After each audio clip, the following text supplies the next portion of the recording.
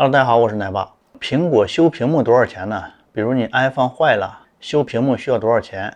其实呢，修屏幕的价格取决于以下几种因素吧。你的 iPhone 型号是什么？不同型号的 iPhone 屏幕的维修价格也是不同的。一般来说，越新的型号价格越高。比如 iPhone 14系列的屏幕维修价格就比 iPhone 13系列要高一些。咱们以 iPhone 13系列为例，说一下这个修屏幕的具体价格。iPhone 13 mini 是1699元 ，iPhone 13 2149元 ，iPhone 13 Pro 2149元 ，iPhone 13 Pro Max 2559元。您的 iPhone 屏幕是外屏损坏还是内屏损坏？外屏损坏指的是屏幕表面的玻璃破碎，但是屏幕显示和触摸功能正常。内屏损坏指的是屏幕显示有问题，例如出现漏液、黑点、线条等，或者触摸功能失灵。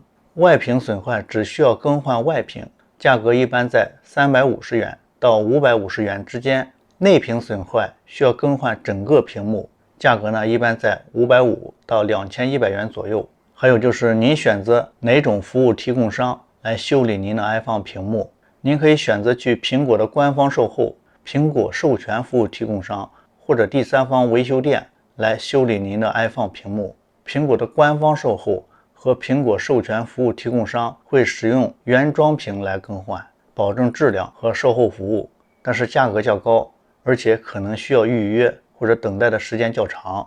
第三方维修店会使用翻新屏或者国产屏来更换，价格较低，而且速度较快，但是质量和售后服务可能没有保证，而且可能会影响您的 iPhone 的保修状态或者其他功能。因此呢，苹果修屏幕的价格，它的范围大概在350元到2559元之间，具体还要看您的 iPhone 型号、屏幕损坏程度以及服务提供商的选择。